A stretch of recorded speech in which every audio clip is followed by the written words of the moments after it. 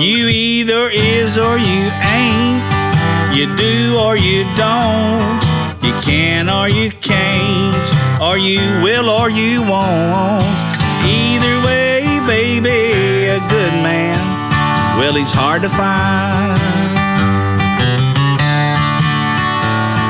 Welcome to the One More for the Good Guys podcast, where good guys gather to shed light on the good life, the people, and the good things that make it that way. I'm Mike McGill with my co-host, Jamie Akins. Now, raise your glass, lend us your ear, and let's have one more for the good guys. You either is or you ain't. You do or you don't. You can or you can't. Or you will or you won't. Either way, baby, a good man. Hey, everybody, McGill Billy here. And I'm Jamie. Welcome back to One More for the Good Guys. Thanks so much to all of our supporters on the podcast, as well as on our social media feeds, Instagram, Facebook, TikTok, and, of course, at our personal websites. And just use your big old brain to figure out how to get there for that. We would gladly tell you all about it, but YouTube has a little bit of a problem with that, especially when you're talking about cigars and tobacco-related products. But at any rate, they should have went back and listened to episode number 1 of the 10 Things Cigar Smokers Should Know, knowing that there's nowhere these are not in the same category as cigarettes, hand-rolled premium cigars. So all of that to say this, thanks again so much for the outpouring support. We literally watch all of those pages, as well as the podcast itself, grow every week. And we couldn't do that without people like you that are thanking us and liking, subscribing, and sharing with your friends. So if you haven't done that yet, that's your cue. And I'm going to stop ear beating them about that and ask you, what are you smoking? Well, I'm smoking something you gave me. Eroa, or I guess Eroa. Let me see if that, I can't tell where we're focusing.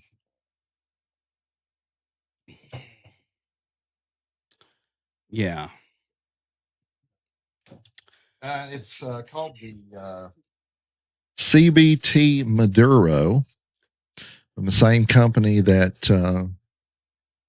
does Asylum. Is that what we said? CLE. Yeah, they make cigars for Asylum and CLE. They also do the they're part of the JRE tobacco farm, okay, which is Christian Eiroa, and I can't remember the dad's name, but they're based out of Honduras, and they make the Corojo we talked about last week that I like so well, the Aladino. Oh, okay. Yeah. Well, this is a triple Maduro in that it's Maduro wrapper, binder, and filler, but the origin of each of the tobaccos is undisclosed. So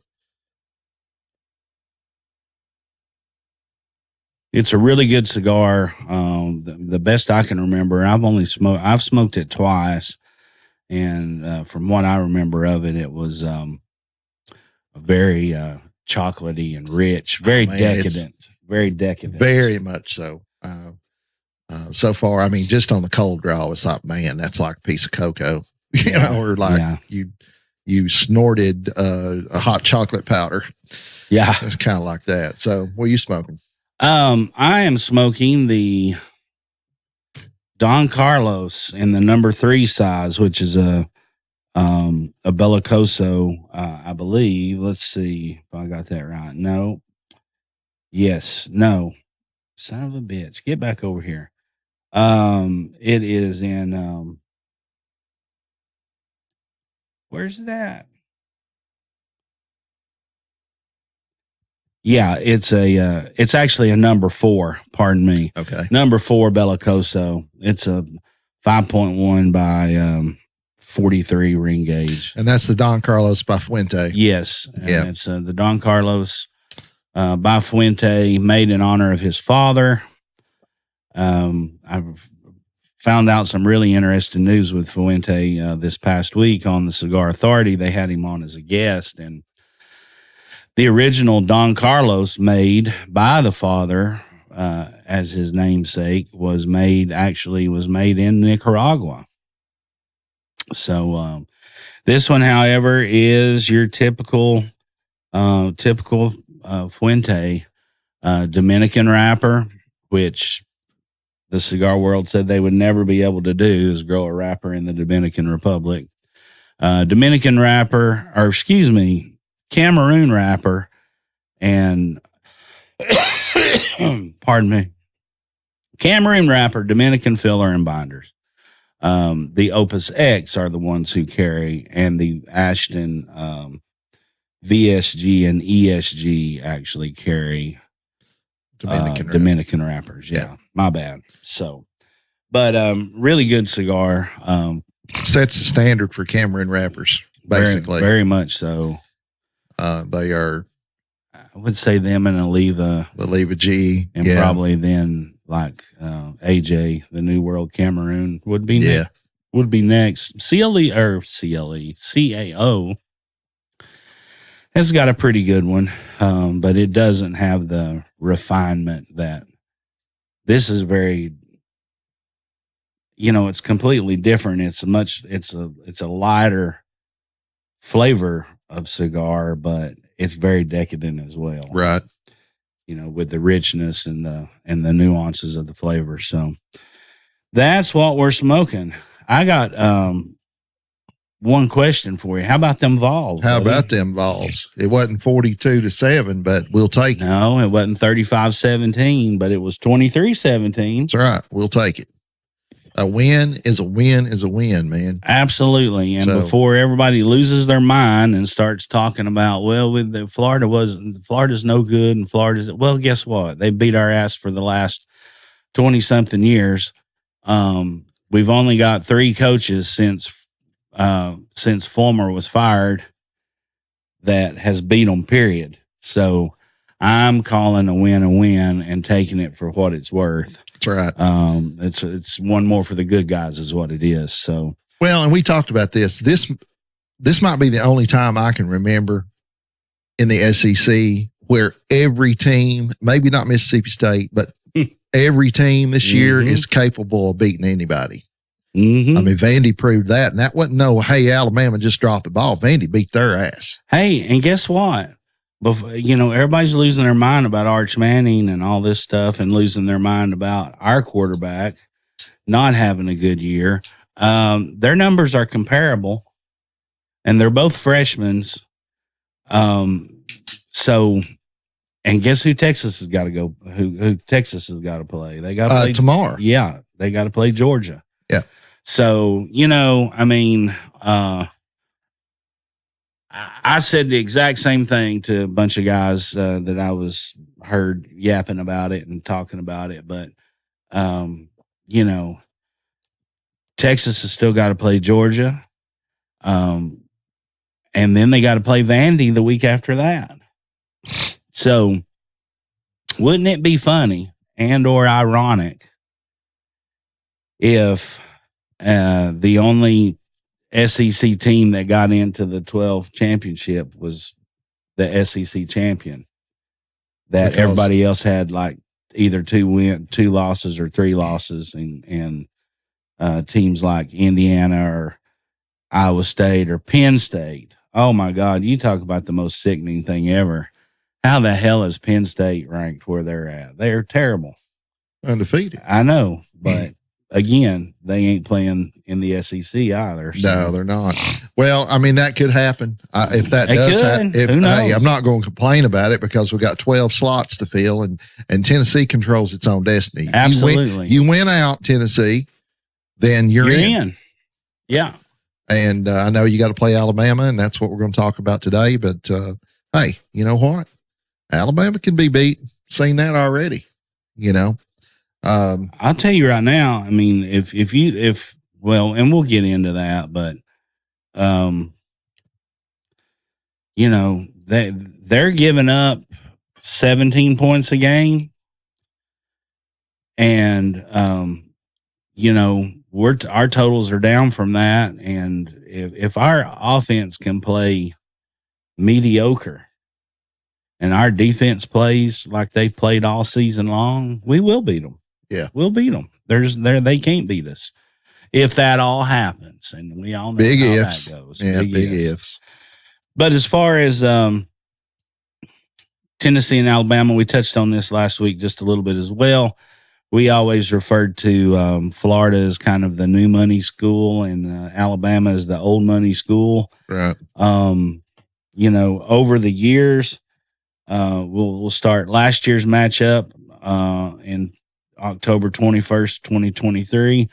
Alabama beat us 34-20. Of course, we were beating their brains out, and they came and flipped the script on us in the second half. Yeah, we got Sabaned on that one. Yeah. That's what happened. Yeah. Just got out-coached. Yeah, no kidding. But we've got 60 losses against Alabama, 7 ties.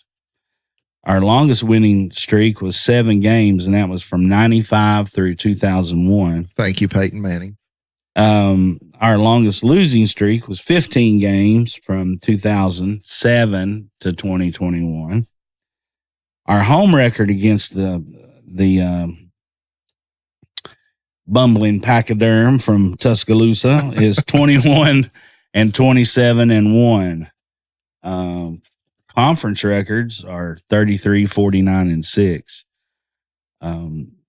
We played them longer than just about anybody. We've played them more than any other school in NCAA history.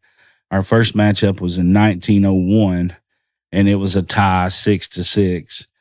And then over the last 10 matchups, we've been 1-9. We played them 106 times, 49 of which have been in Knoxville. Okay. We've played Knoxville more often than any other because they split between Birmingham and Tuscaloosa. Right. So we played 49 times. Tomorrow will be 50. And so we'll be 50 times, 41 in Birmingham and 16 in Tuscaloosa. I was trying to find out what is our overall. Alabama leads 59-39-7. Okay. So Alabama's got 59 wins, and we have 39. So, and 7 ties. Mm. Well, by any means, just by the history alone, I mean, from being the first ball game I ever went to was in 1977, and I've said it 1,000 times on here, but it was against Duke. We lost, but even coming up through the days where all the games weren't on TVs or weren't doing, you couldn't watch them all the time. You had to listen to John Ward on the radio and all that stuff. The third Saturday of October has always been the most important as far as any UT fans my age, or for sure, I would think. I don't know about the younger fans these days, but well, this is the rivalry. Yes, the real rivalry. Yeah, we haven't played Florida the fraction of times that we've played Alabama, and when we were kids, Florida was not even on the map. Right? 70s and 80s. Yeah. Nobody thought, oh, Florida's coming. It was Alabama's coming, and that's going to be the tough game. And I'm glad they left that game in, considering the new format. Yeah. Because, I've always heard this said out of Gator country, oh, well, we don't consider Tennessee a rivalry. Well, good. In the last 1 year, you're 0-1. So fantastic. We don't either. In the last 3 years, we're 2-1. That's right. Right? I think so. Our largest margin of victory over the Tide was in 1995. It was 41-14. Thank you, Peyton Manning. Yes. And our smallest margin of victory was in 1984, 28-27. Somebody missed an extra point, didn't they? Yeah. Oops. Or kick 2 field goals on top of 3 touchdowns, whatever it was. So, it's a day game, right? I heard today. 3:30, yeah. Yeah, this is something I heard today, and talking about why Tennessee looks tired and lackadaisical. And some of the players are like, man, this is the first day game we've had in a while. And it's hard. You wake up with all this energy and then you've got to stay in your hotel, especially on the away game. You got to stay in your hotel all day. And then you got to go back out that evening after you're hyped up and everything else. There might be something to that, you know? So maybe. Well, you know, our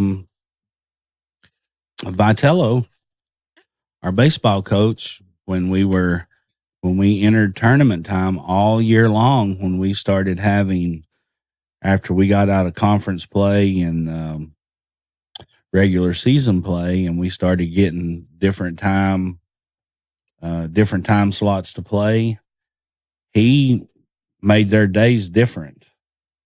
So he adjusted. He adjusted so they would still have and I'm making these numbers up, but like if they had 3 hours before they did, you know, X activity, then, you know, so they didn't have to be in at the same time. He adjusted by the schedule it worked out for them. Upcoming games for them to be, he said, for them to feel just a sense of normalcy, like it was just another day at the office. Right. You know, so. Which goes a long way, being comfortable, you know, and yeah, I'm with you. I think that Alabama, I think the best team I've seen all year is that first half Alabama team that played Georgia.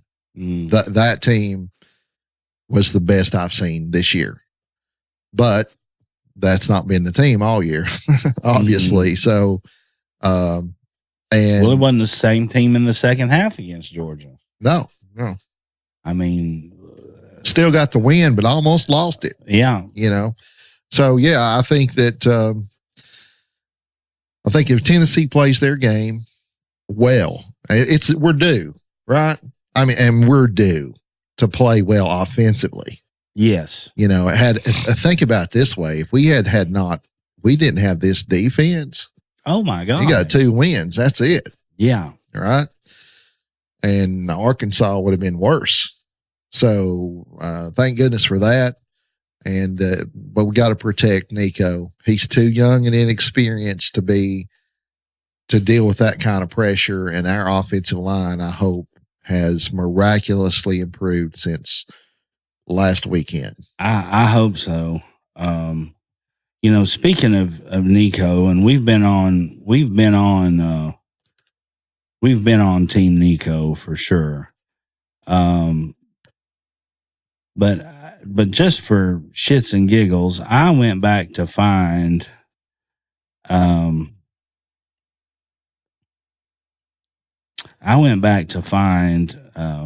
Peyton's stats as a freshman versus Nico's stats thus far as a freshman.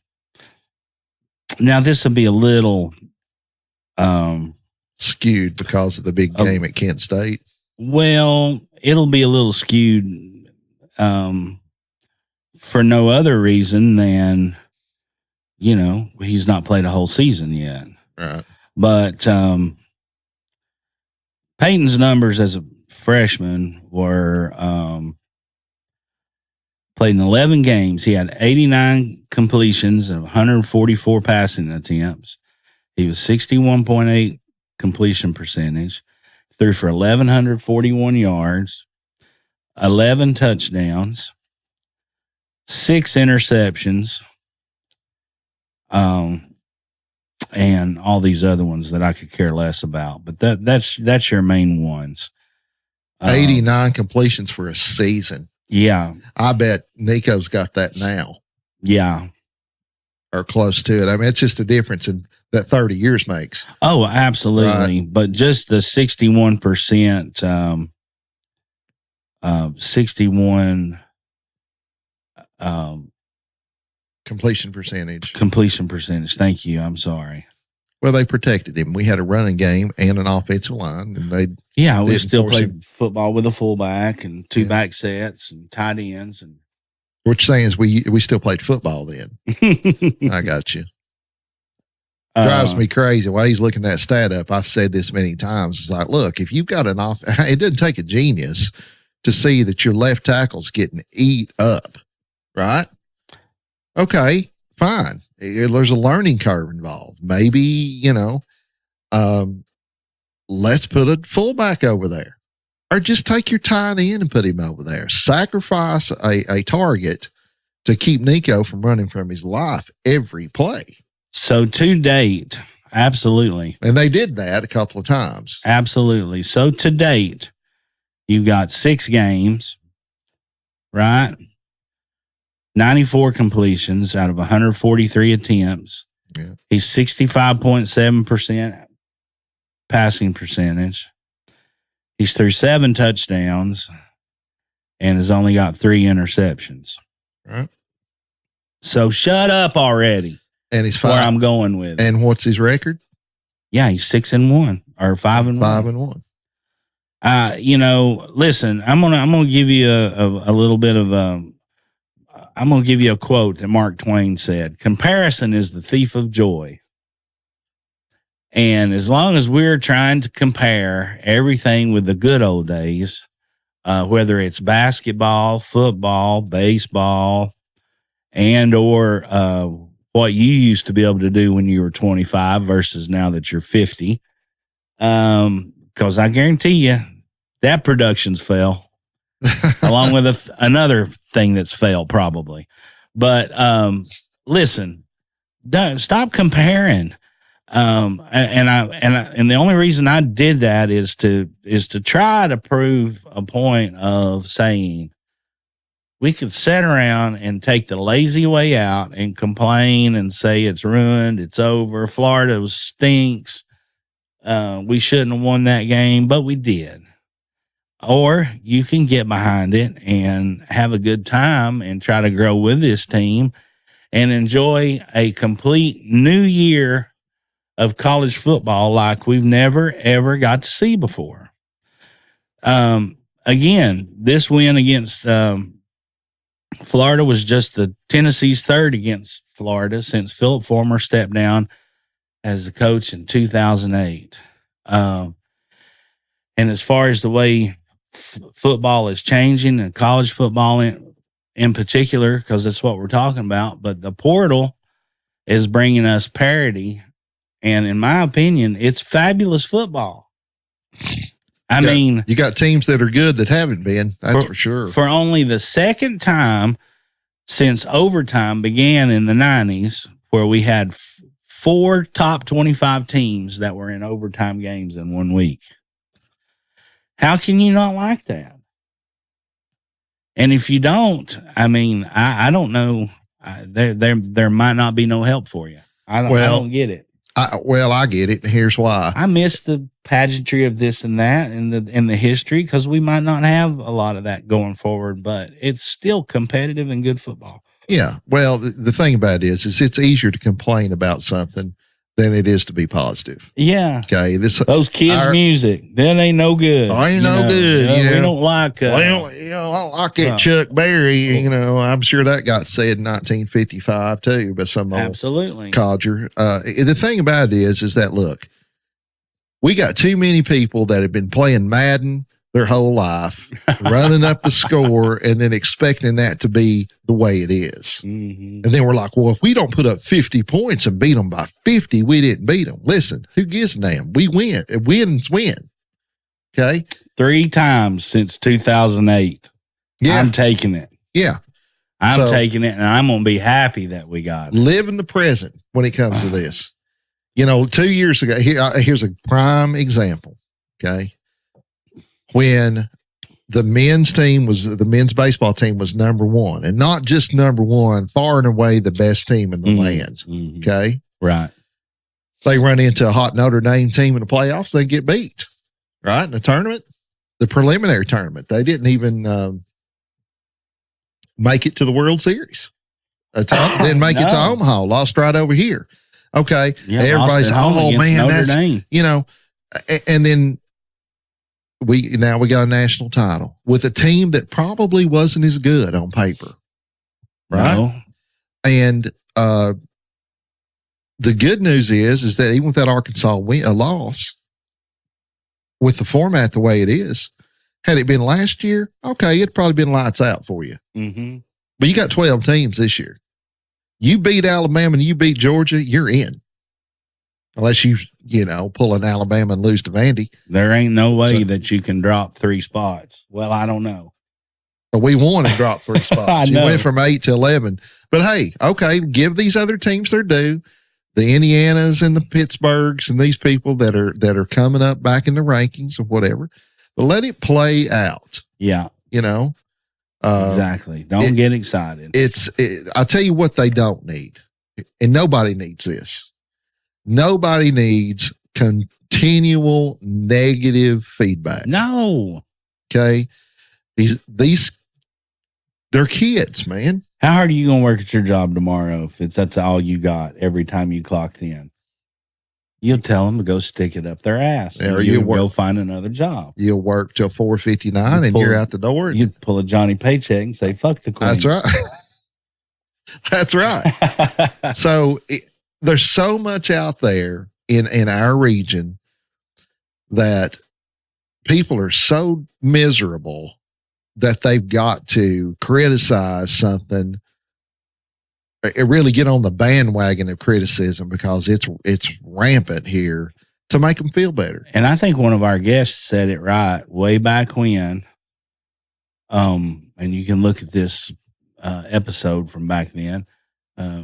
We were still just doing audio at that point, but Daniel Kimbrough, when we were talking about music, and he was like, these people that say everything's bad in music these days are just lazy people because they're not going to put in the time. I mean, I didn't hear somebody say that stat about this was the third time that we had, we researched that. Yeah. And I went back and counted it and I was like, holy hell, I'm really happy now,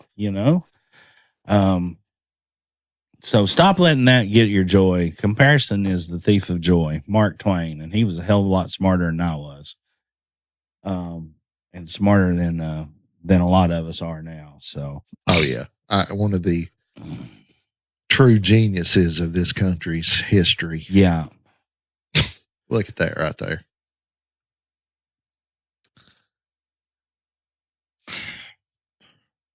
Oh wow, yeah. All right. Somebody's been listening to us, is showing him a price on something. So what do you think's going to happen this weekend? Well, I think I'm looking on the positive side. Imagine that our offense don't necessarily need a clearing of the house. I'm under the opinion that our offense just needs to, we're just not clicking. You get these group of players that are doing everything right, but you got 3 over here that's not. I think all aspects of our game, from special teams and defense, are clicking. They're working together. Yes. We're doing a great job with all of that. But the offense is just a bit below even average. You know what I mean? And I think with our defense, we won how many games with a mediocre defense 2 years ago, right? Last year, we didn't have they were getting better. But, 2 years ago when Hooker was here, our defense collectively played over 1,000 snaps of football. Wow.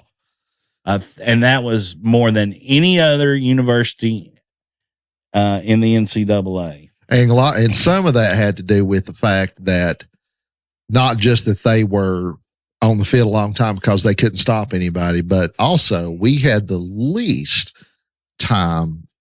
offensive plays because we were playing so quickly. Yeah. And that, we had the number 1 offense for the longest time throughout the season. And that brings up a point about the Florida tape, and I hope they see this. You remember that drive? I think it was the first drive that we had the ball. And they were going to no huddle offense and they were pushing it. And then they had that little handoff snafu between Nico and Sampson and fumbled the ball. Okay. And that killed the momentum. We didn't go back to that. Okay. That's our wheelhouse. And that's the biggest thing that I notice between most college games and most pro games is this adjustments. I'm telling you right now, if you've got your quarterback, Aaron Rodgers, let's just take him. You got Aaron Rodgers on his back every play in the first two series, you adjust. You change your game plan. Well, what did Alabama do last year against us? Well, yeah. They made an adjustment and blowed us out the second half. So, and that's what happens when the greatest coach of all time is at the helm and makes a decision. That's how the Patriots came back from 28-3. Atlanta. They made adjustments, That's right. I mean, it goes to that. I never forget that at halftime. Everybody's like, it's Atlanta, it's over. I said, listen here, buddy. I said, as long as they got number 12. Damn straight. And back then I wasn't no Patriots fan. I'm Peyton Manning fan. But I said, you don't count number 12 out. No, that son of a bitch is more dangerous than Dick Cheney. I said, call up Seattle and ask him about it. So I guess saying all that stuff to get to what I was actually, what you asked me was, if our offense can just get on the same page, I think there's no problem. I think we beat them, and I think we could beat them. And when I say beat them handedly, I think we can beat them by. I think we could beat them by 10 if we're playing together. Because which is a big if right now. Which is a totally big if, but if we got that much pressure and that much problem, caused that many problems for Jaden Milrose last year with that defense, just think about what's coming after him on Saturday. This defense ain't fucking around. Now, it does scare me a little bit with Peely being out for the season. But right, I'm telling you, the kid that took his place, 22, what's his name? Is it like Tetterland or something like that? Can't remember. He was the one that had the big, he had the pick six against NC State. He's not even he's not a scholarship player. Yeah. He stepped in and played lights out for Peely. But regardless of all that, again, if we gave that quarterback that much trouble 2 years ago, or last year, just think what's coming after him on Saturday. And we will make the adjustment, I believe, of knowing, because if he gets that much heat on him like he did last year, which I suspect he will, they're not going to have any trouble just telling him to tuck it and run, just like Saban did. And then that gets us worried about that, and then their passing game is able to come back in. But if we can come out and just make quick plays, quick passes, good runs, and don't play behind the first down marker, if our offense plays mediocre, which I'm saying mediocre is getting you 21 points or 17 which is points. Better than they have been playing. Yes. Yeah. I think we beat them. And if you're ready for a score, I'll throw mine out. I like to hear it. Yeah. I will say Vols win 27-23.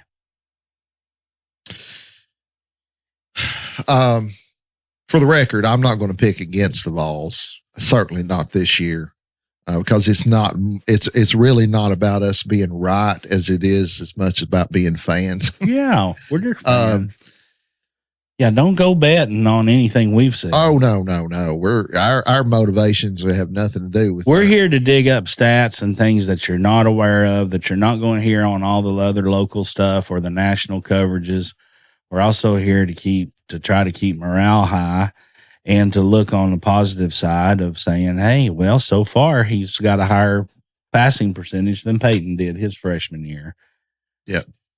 And it don't look like he's got a neck that long. And a better winning percentage. So, too, because that year we lost to Florida. Of course. So here's what I think. I think what you said is right. Keys to this game from our defensive side are this. I would rush him every play. There's no chance I'm letting him outside the ends to beat me by running the ball. Because he looked like Earl Campbell running the ball against Georgia in the first half of the day. I mean, did he not? Mm-hmm. So that's key number one. Keep him in the pocket. Make him beat you throwing the ball. And make sure you know where that receiver is at all times. Because I'm telling you right now, what's his name? Travis Williams? Yeah, there's two. They got two studs, but yes, the one you're talking about. The 17-year-old Williams, who is, as far as physically talented goes, is about as good as I've seen in a while. Oh, yeah. I mean, graceful and just that kid can beat you. Well, he's a game breaker, yeah. Yeah, he can beat you. And, let's as far as transfer portal goes, my brother said something the other day about him. I was like, man, let's hope he gets disgruntled and comes over here. Yeah, because man, really like to have that guy as a target. I think those are the two keys to the game. Obviously, offense going to have to score some points, right? And in that game against Florida, we had two deep balls just go through their hands. Yeah, I mean, so that could have been very easily a different outcome as well. I tell you, I like, yes, you can't let, they're going to get theirs. Okay. And that's what I think our defense, I think we've been teaching that with our defense is, these good teams are going to get theirs, Oklahoma got theirs towards the end, and Florida got a few of theirs, and Alabama's going to get theirs. But here's what you can't do against Bama: you can't play from behind. No, and you can't play behind on down and distance because our defense is good enough. Now think about this: if you can get two stops, but could score every other time of possession, whether it's 3 or 7, they don't have the defense to overcome that. And that's what we're seeing like in NFL games. That's why all those NFL games are coming down to the last 4 minutes all the time, because somebody actually got to stop back in the sequencings, in the sequence of the game, or got 2 and got preferably 7 up or 3 up, and they have to score every time then. Right. They have to score every time to come back and beat that. And I don't think Alabama's defense is that good. They're not Alabama-ish or Alabama-esque this year. You've got, from the defense side of the ball, they've got to contain him, and they've got to contain Williams for sure. From the offensive side of the ball, look, we started that up-tempo stuff, and that's what we need to do. We need to put them on their heels immediately. And I hope to goodness there have been countless reps of quick slants and things like that for this quarterback this week. Put him under center. That's the thing that drives me nuts. You got this talented running back, right? Leader, lots of heart, fast. Game breaker. And you're back here handing him the ball off, and you both standing still. Yeah. So now this guy's got no momentum, okay?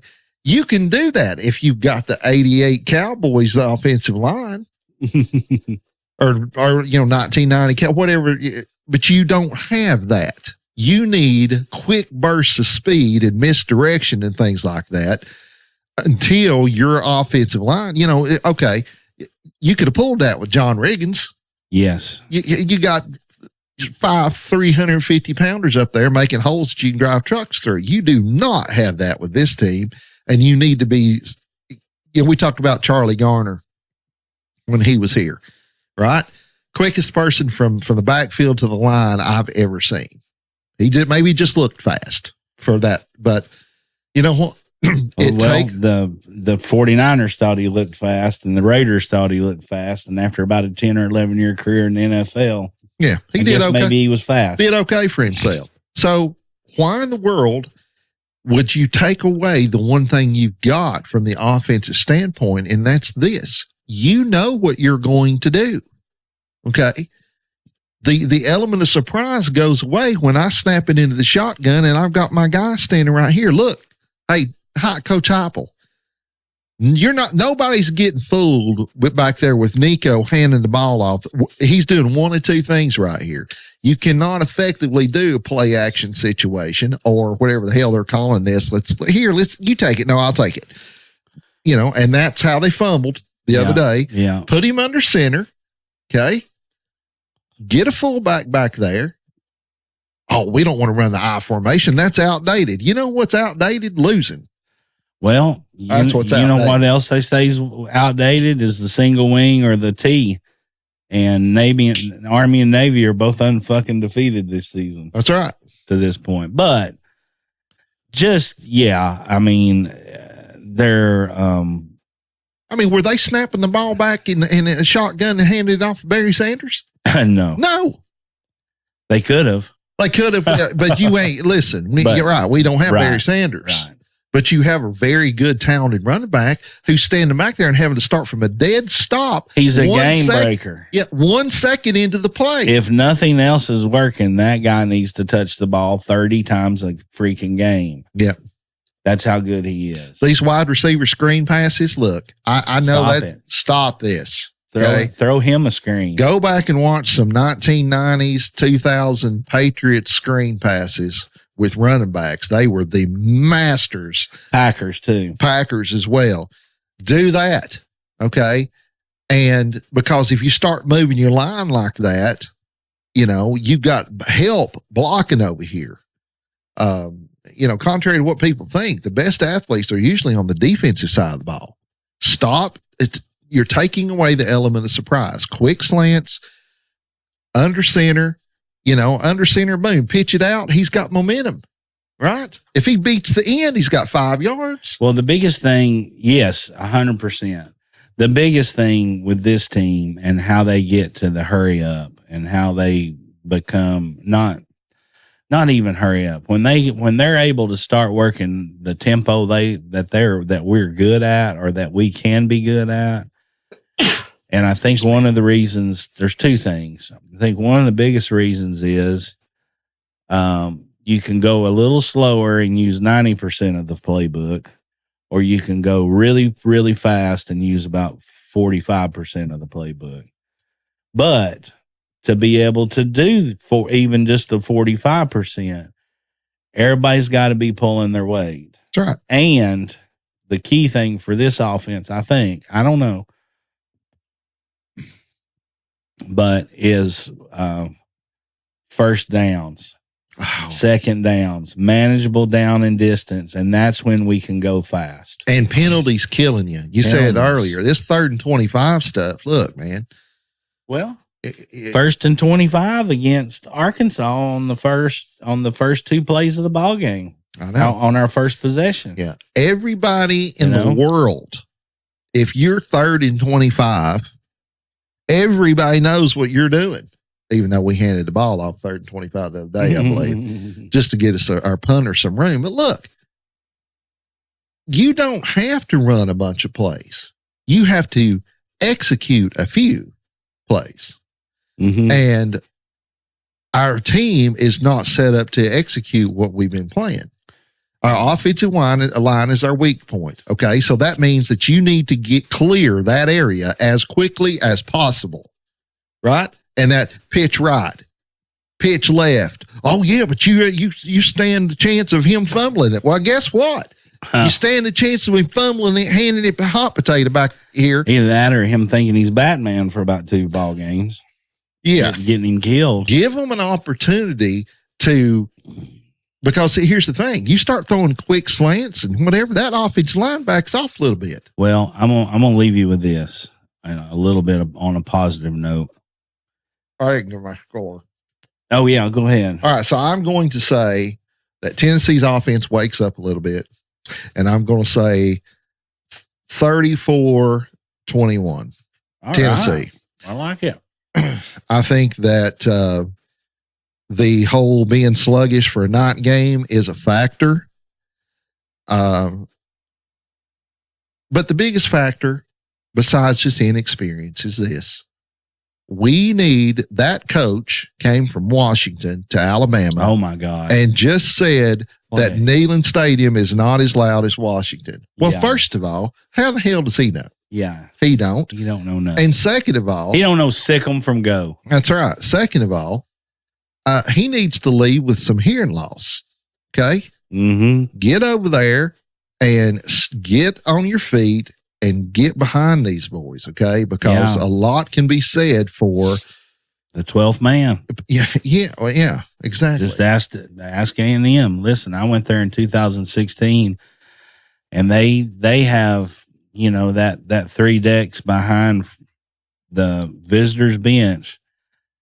They have 3 decks, and it goes from the 30 to the 30, and it is full. That's their entire student section.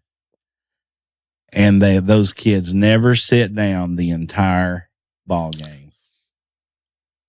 Home of the 12th man. That's right. Right? Yep. So I think that Tennessee's got them. I'm trying to stay positive and just give them the benefit of the doubt that, hey, we're going to figure it out. We're going to figure it out. I think we got a good head coach. I think we got a good defensive coordinator. I think we possibly have good other coaches too, offensive coordinator as well. It's just that we're trying to scheme for a team that we don't have instead of saying, okay, here's our weaknesses. How do we minimize our weaknesses and maximize our strengths? Yeah. And what are your strengths? Your strengths are you've got talent at the wide receiver position and the running back position and the quarterback position, but you're not putting them in a position to get rid of the ball quickly and be successful. Change that. That's a coaching issue. Change it. Okay.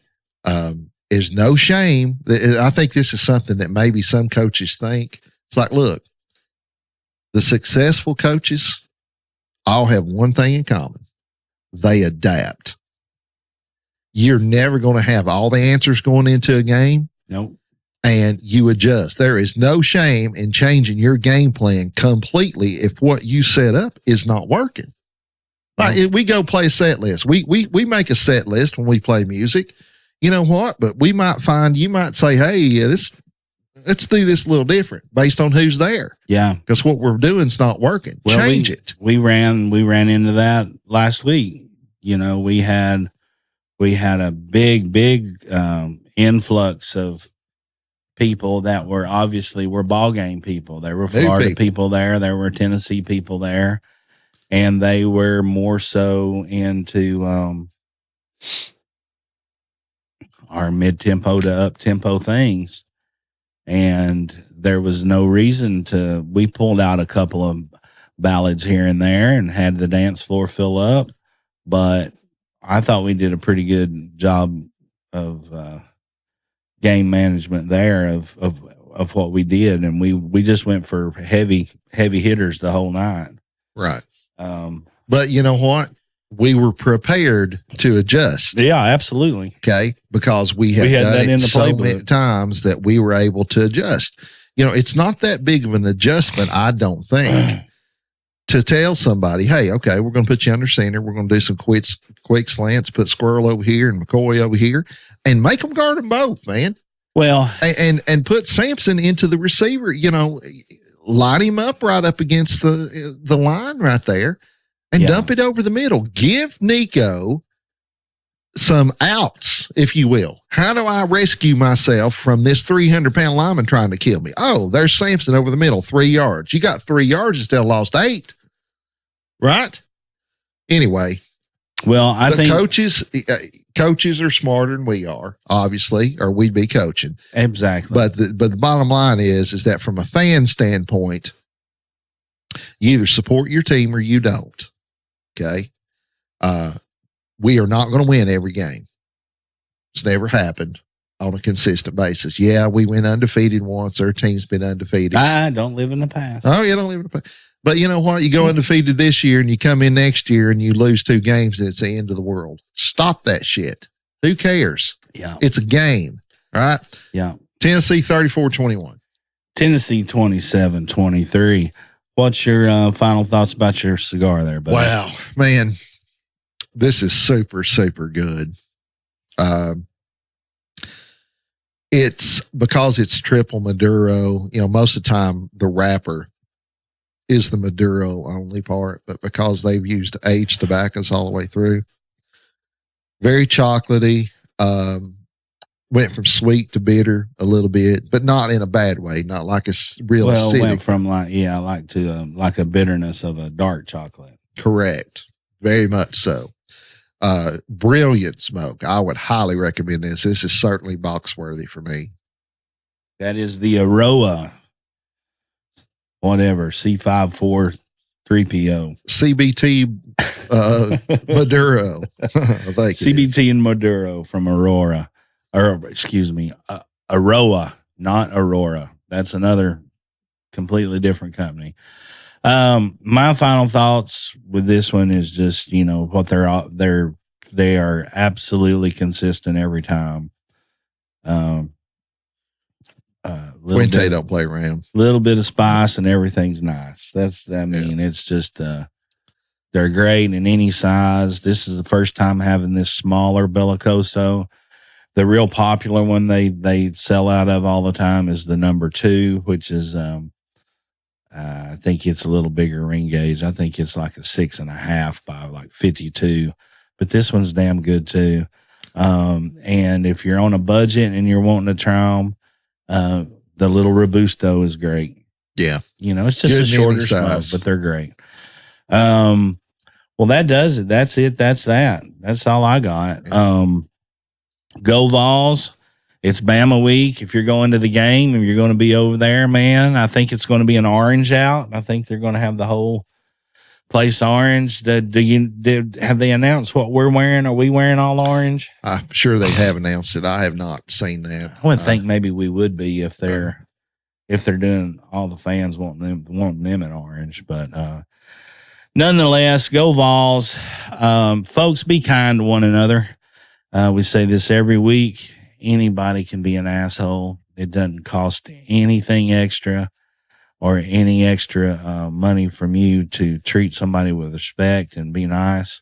But there's always a price to be paid for cruelty. That's right. So and remember that when you're talking about your football team. Yes, exactly.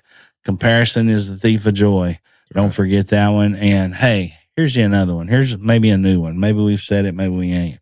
Life's too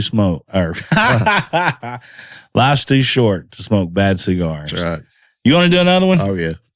Cheers. Cheers, everybody. One more for the good guys. You either is or you ain't. You do or you don't. You can or you can't. Or you will or you won't.